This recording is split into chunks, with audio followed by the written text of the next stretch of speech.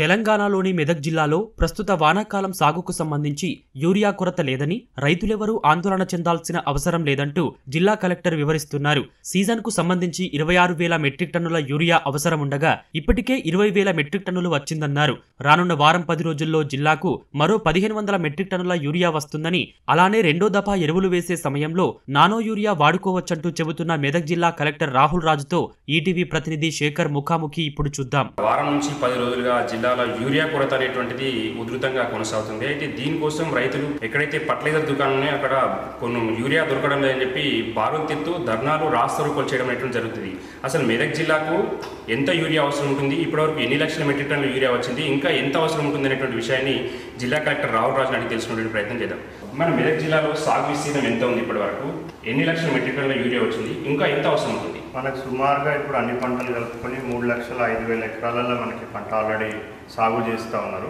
So మొత్తం ఈ సీజన్కి మన అంచనా ఏంటంటే లాస్ట్ ఇయర్ ప్రీవియస్ ఇయర్స్ అంతా తీసుకున్నట్టయితే మనకి 26,000 మెట్రిక్ టన్స్ల యూరియా అవసరం. సో కొద్దిమంది లేట్గా పంటలు వేసుకుంటారు కాబట్టి సెప్టెంబర్ మాసానికి సుమారుగా మనకి 4 నుంచి 5,000 మెట్రిక్ టన్నుల యూరియా అవసరం. అంటే ఆగస్టు వరకు మనం చూసుకున్నట్టయితే సుమారుగా మనకి 21,000 మెట్రిక్ టన్స్ల యూరియా అవసరం. ఆల్రెడీ మన జిల్లాలో 20,000 మెట్రిక్ టన్స్ యూరియా ఆల్రెడీ వచ్చి ఉంది. ఇంకా మన దగ్గర ఒక 800 మెట్రిక్ టన్స్ స్టాక్ ఉంది. అదే కాకుండా రానున్న ఒక 1 వీక్ 10 డేస్లో ఇంకొక 1,500 మెట్రిక్ టన్స్ కూడా మన జిల్లాకు రాబోతూ ఉంది. అంటే మనకి ఎంతైతే అలాట్మెంట్ ఆగస్ట్కి కావాలనో దానికి సరిపడా యూరియా ఆల్రెడీ మన దగ్గర ఉంది. సో రైతులకు అందరూ కూడా మనం అదే విజ్ఞప్తి చేస్తున్నాం ఏంటంటే సెప్టెంబర్లో ఎవరైతే కొనాల్సిన వాళ్ళు ఉన్నారో వాళ్ళు అంటే చాలామంది వదంతులు సృష్టించడం వల్ల ఇంకా కొరత రాదేమో అనేసి కూడా చాలామంది కూడా లైన్లలో నిలబడుతూ ఉన్నారు. సో వాళ్ళకు కూడా మనం అదే చెప్తున్నాం, సెప్టెంబర్కి కంపల్సరీగా వస్తుంది. నానో యూరియా వాడమని చెప్పి మీరు చాలా మటుకు జిల్లా ప్రజలకు చెప్పడం అనేది జరుగుతుంది. అయితే వ్యవసాయ శాఖ ద్వారా మీరు ఏమైనా అవగాహన కార్యక్రమాలు కల్పించింది ఇప్పటివరకు?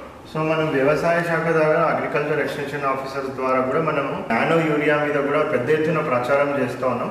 సో రైతులందరికీ కూడా విజ్ఞప్తి ఏంటి అంటే ఫస్ట్ టైం ఏదైతే మనం యూరియా ఇస్తామో అప్పుడు నార్మల్గా మనకి బస్తాలలో దొరికే యూరియా జనరల్గా అది వేసుకోవచ్చు.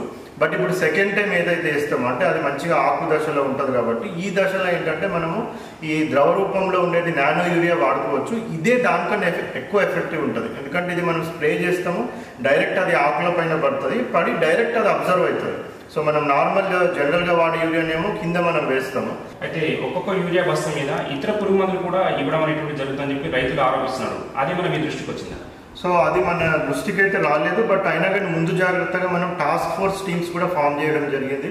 సో ప్రతి మండలికి కూడా joint teams agriculture department, police department, రెవెన్యూ డిపార్ట్మెంట్తో టాస్క్ ఫోర్స్ టీమ్స్ ఫామ్ చేస్తున్నాం. ఎక్కడైనా మనకి ఫిర్యాదు వస్తే కంపల్సరీగా ఆ ప్రైవేట్ డీలర్ కానివ్వండి ఎవరైనా కానివ్వండి రైతులను ఇబ్బంది పెట్టి యూరియా అయ్యాలంటే మీరు వేరే పెస్టిసైడ్స్ అవన్నీ కూడా కొనాలని ఎవరైనా షరతులు పెట్టినట్టయితే కంపల్సరీగా వారు చట్టరీత్యా చర్య తీసుకోవడము, లైసెన్స్ కూడా రద్దు చేయడం జరిగింది. మెదక్ జిల్లాలో ఎటువంటి యూరియా కొరత లేదని, రైతులు ఎవరు కూడా ఆందోళన పడాల్సిన అవసరం లేదని మెదక్ జిల్లా కలెక్టర్ రాహుల్ రాజు తెలపడం అనేటువంటి జరిగింది. శేఖర్, మెదక్ నుండి.